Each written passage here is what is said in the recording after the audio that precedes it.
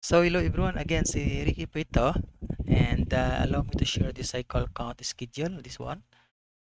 So ang i-share ko ngayon sa inyo ay kung paano gumawa ng cycle count report. So ito yan. So halimbawa tapos ka nang mag-submit ng cycle count schedule mo at gusto mo nang i-share ito o ibahagi ito sa mga kasamahan mo para gumawa ng inventory, ay pumili ka lang sa dalawang report na ito. Ito yung print button na i-click mo or itong cycle count schedule report. Ang kaibahan nito, ito ay ginagamit lamang para gumawa ka ng RCA report or root cause analysis. So, ito yon. So, halimbawa, tapos na yung cycle count, ibalik na sa iyo yung cycle count after 3 p.m. or before 3 p.m. Ito yon. So, ito na yung report na gagawin mo. Pagkatapos, i-encode mo yung mga tawag na mga result ng cycle count para makagawa ka ng RCE report. So ito 'yon. Ito 'yon. So tara at i-click natin itong print button para makita nyo ang difference ng or kaibahan ng dalawang report na ito. So click natin ito.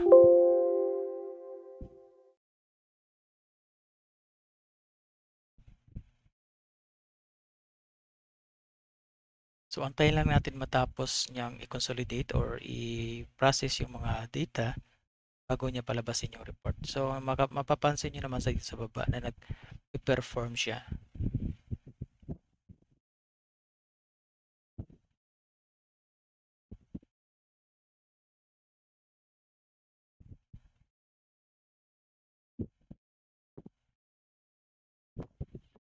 So tapos na siya mag-create at ito na yung report niya.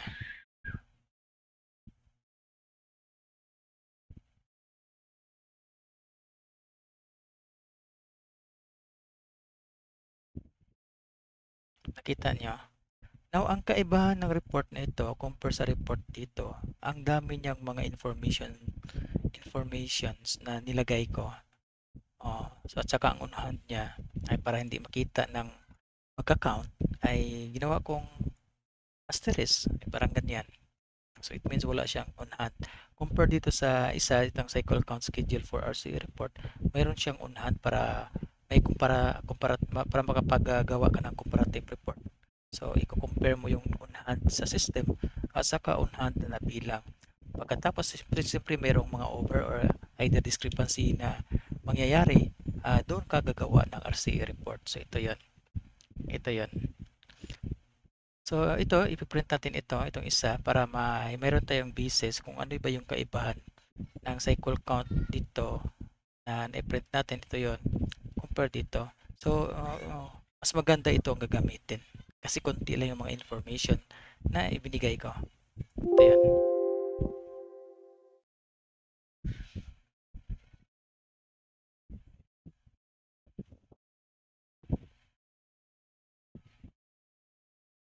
So antayin na natin matapos yung mga processing niya at saka maglalabas din ng report na yun.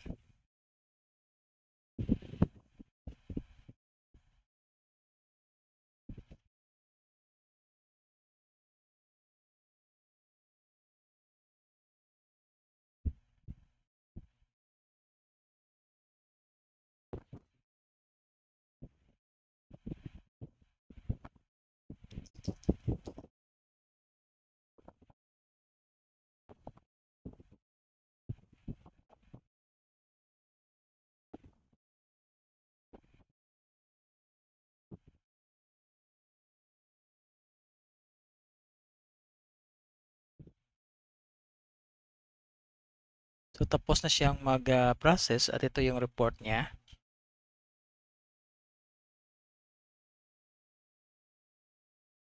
Kita nyo. So ang kaibahan nito dito sa unang report na ginawa natin ay napakaraming information, right? Dito konti lang. So dito walang unhan. So dito ka dito susulat yung mga gumagawa ng inventory sa isang lugar. So dito, kita nyo. Ito yung dalawang report. So, nakalagay dito, please submit this cycle count schedule this day before 3 p.m. So, pwede mong baguhin yung remarks na ito dito mismo sa header na ito. Dito. Kita nyo. Now, punta tayo dito sa may master file. Excuse me. Punta dito sa master file. Ito, mayroon tayong mga cycle count report din dito na ginawa. So, mayroon siyang mga option, either by group, by department, by type, by rack, by model, by brand, by category, and by class. So, it means lahat ng mga records dito ay ikukunin ng bawat report na ito at i-display niya depende kung ano yung pinili mo by category. So, it means lahat ay palalabasin niya by category. So lahat ng mga records ay gagawin niya at i-group niya by category. Ito yun. So, ang kaibahan nito, compare dito sa report na ito, halimbawa punta tayo sa category.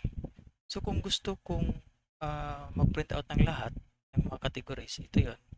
So, it means may similarity siya dito sa category na ito dahil lahat din ng mga items na nakapaloob dito sa master file ay i-display niya dito. So, ito yung similarity nilang dalawa. Ito. Pag napili ko itong lahat. Pero ang kagandahan ng report na ito ay pwede kang pumili ng specific lang or kung ano lang yung gusto mong piliin ng mga categories na pwede mo i-display sa report na gagawin mo. For example, kung gusto ko lang yung tuna, blue marlin at saka butiti, so ito lang yung lalabas. Halimbawa, punan ko ito ng short. So it means itong apat na mga categories lang ang lalabas sa report. So halimbawa, i-click ko ito. So magpa-process siya dito sa baba. So please wait, antay lang natin para makita nyo ang report na ito.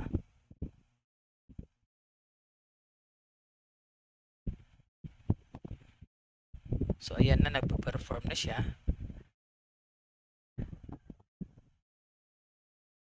So ang ginagawa ng system, kinukuha niya yung mga data na yon, ina-isolate niya. Pagkatapos, once na satisfactory na lahat na pagkakuha niya, nakuha niya na lahat, saka niya i-display ang report.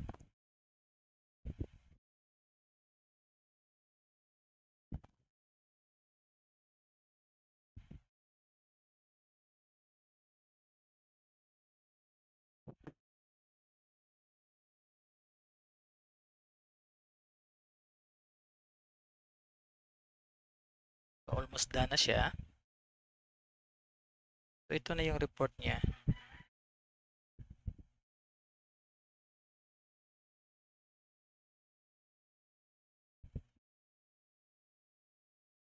So nakita niyo, dahil ang pinili lang natin ay si tuna, shark, saka si blue marlin and butiti, din ito lang yung lumabas. Nakita niyo. So maliban dito sa isa, so mayroon siyang difference sa report na ito. Yung mga report natin kanina na ginawa. Dami kang pagpipilian ng mga schedule ng mga cycle count report. So ito, ang kaibahan dito sa report generation dito na cycle count category, ang lahat ng mga records na ito ay ipiprint out niya. Depende sa kung ano yung mga categories, kung saan sila na category na belong. Yun.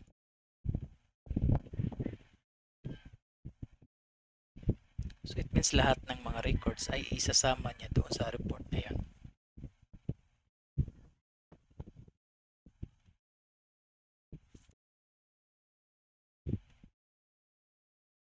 So by the way, ang report na ito, itong cycle count category, ay parang gumagawa ka ng physical count dahil lahat na ng mga report o records ng master file na gusto mong ipabilang ay kasama na dyan.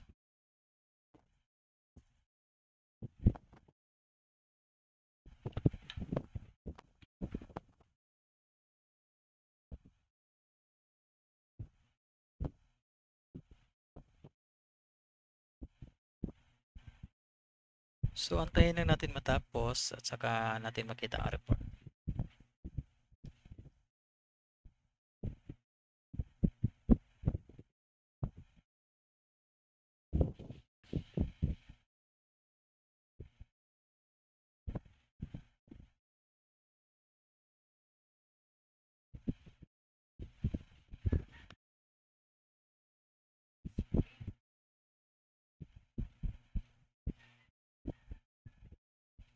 So, almost done na siya.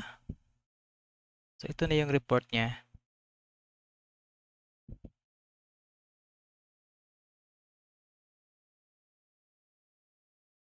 Nakita nyo? Yung kanina, ito yung report na may na nauna. Ito yon.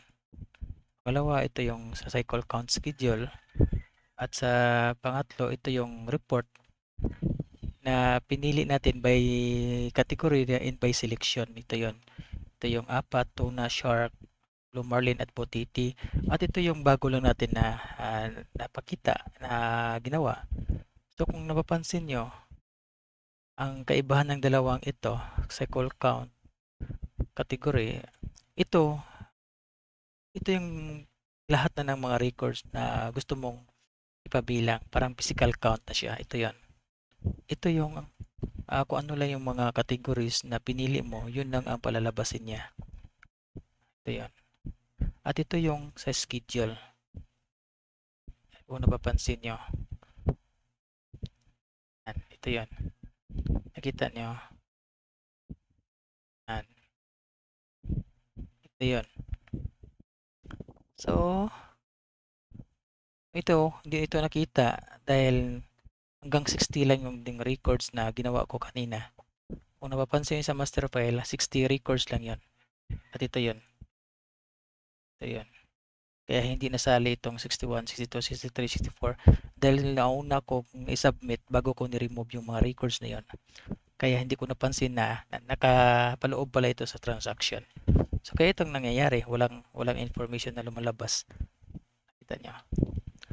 So I hope may natutunan kayo sa pinakita ko sa inyo. Lalo na sa iba't ibang klase ng report na ginawa natin. At ito yun. Magkaiba talaga sila. Kung napapansin nyo, iba-iba yung mga report.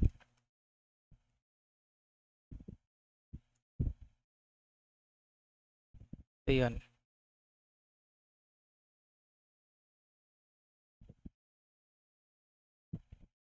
Ito yun. At saka itong isa. Ano ba yun? Saka itong isa. Oops. Itong pangalawa.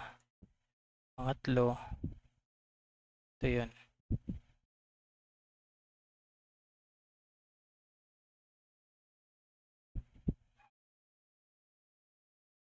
Saka pang-apat.